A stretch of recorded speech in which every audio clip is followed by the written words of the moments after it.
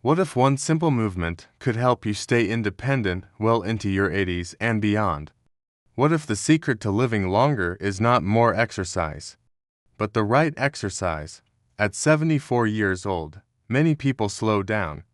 They accept stiffness, they accept weakness, they accept pain as normal aging, but modern aging science tells a different story. Research from Harvard Medical School shows that muscle strength is one of the strongest predictors of longevity. Stronger adults live longer, they fall less, they recover faster from illness, and they maintain independence years longer than their peers. Yet most people over 60 focus only on walking.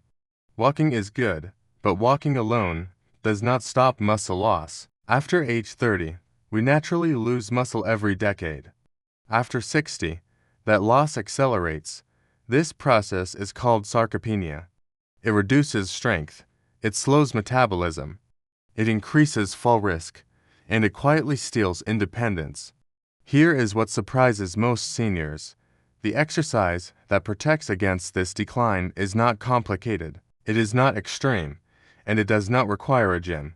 It is the simple chair squat, standing up from a chair, and sitting back down with control. That is the movement. It may look ordinary, but scientifically, it activates the largest muscles in your body. Your quadriceps, your glutes, your hamstrings. These muscles are your survival muscles. They allow you to rise from bed, climb stairs, carry groceries, and get up safely after bending down. When these muscles weaken, everything becomes harder. Balance declines, joint pain increases, fear of falling grows. But when these muscles stay strong, daily life stays manageable. The chair squat mimics one of the most important real-world movements, the ability to stand up independently. Studies from the National Institute on Aging show that lower body strength directly correlates with fall prevention, and fall prevention directly protects longevity, because falls are one of the leading causes of injury-related death in older adults. But here is the part many do not realize. The chair squat also supports joint health. When performed slowly and with proper alignment, it lubricates the knees and hips. Movement stimulates synovial fluid. That fluid nourishes cartilage, and nourished cartilage reduces stiffness. Pain often improves not with rest, but with controlled movement. Another overlooked benefit is bone density. Weight-bearing movements send signals to bones to remain strong. When muscles pull on bones, they stimulate bone remodeling. This reduces the risk of osteoporosis-related fractures. So one simple movement supports muscle, balance, bone, and joint health. But safety matters. The goal is not speed. The goal is control. Sit tall at the edge of a sturdy chair, feet flat on the floor, shoulder width apart. Lean slightly forward from the hips. Press through your heels. Stand slowly, pause, then lower back down with control. No dropping, no collapsing. If needed, use your hands lightly on the armrests at first. Progress happens gradually. Consistency matters more than intensity. Performing 10 repetitions, once or twice daily, creates measurable strength gains over weeks. This is not about bodybuilding, it is about preserving freedom. Many people assume decline is unavoidable, but science repeatedly shows that targeted strength work changes the aging trajectory. You do not need to train for hours. You need one reliable movement, performed regularly. And the chair squat delivers exactly that. Now here is where the science becomes even more compelling. Lower body strength is strongly linked to cognitive health. Yes, brain health. Research published in gerontology journals shows that seniors with stronger legs experience slower cognitive decline. Why would leg strength affect the brain? Because strength training improves blood circulation. Better circulation delivers oxygen and nutrients to brain tissue. Improved circulation also supports heart health. And what protects the heart often protects the brain. When you perform a chair squat, your heart rate gently rises. Blood flow increases. Vessels expand and contract. This keeps arteries flexible. Flexibility in arteries reduces cardiovascular risk. Another unexpected benefit is insulin sensitivity. As we age, blood sugar regulation often becomes less efficient. Muscle tissue acts like a storage site for glucose. The more active muscle you have, the better your body manages blood sugar. Regular chair squats activate large muscle groups. Activated muscles absorb glucose more effectively. This lowers metabolic strain and reduces risk of type 2 diabetes. Here is something many seniors quietly fear: becoming dependent on others, needing assistance to stand, needing help in the bathroom, losing the confidence to move freely. The chair squat directly addresses that fear, because the ability to stand up is foundational to dignity. If you can rise from a chair safely, you can manage much of daily life.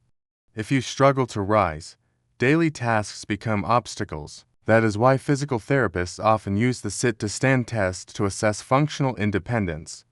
It is simple, but powerful, and improvement is measurable.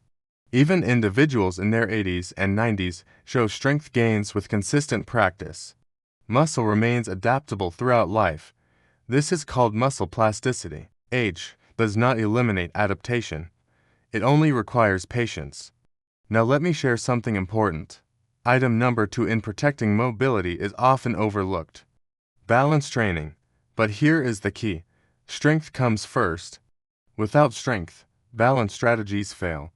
When your legs are strong, small balance corrections happen automatically. Weak legs cannot respond quickly, so by performing chair squats daily, you are indirectly strengthening balance as well. To make this exercise even safer, focus on breathing. Inhale before standing, exhale as you rise. Controlled breathing stabilizes the core. Core stability protects the spine. Keep your knees aligned with your toes. Avoid letting them collapse inward.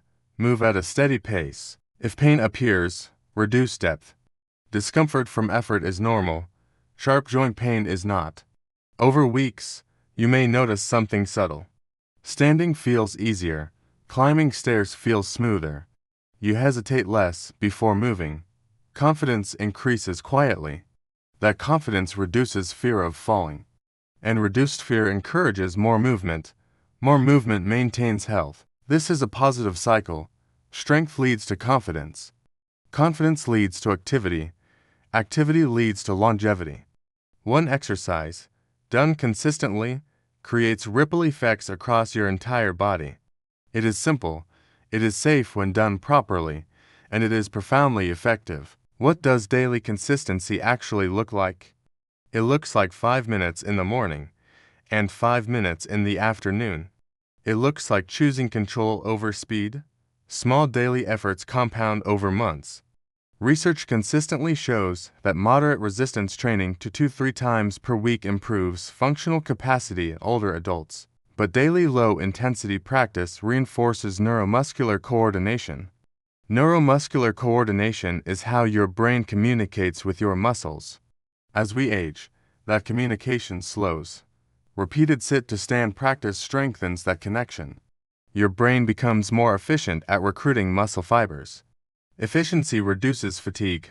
Reduced fatigue supports longer walks. Longer walks support heart health. This is how one movement connects to broader wellness. You may wonder, how many repetitions are enough? Start with 5, gradually increase to 10. Eventually work toward 15 controlled repetitions. If that becomes easy, hold light hand weights. Or slow the lowering phase to increase time under tension. Time under tension stimulates strength without impact. Impact is not required for results. Safety remains the priority.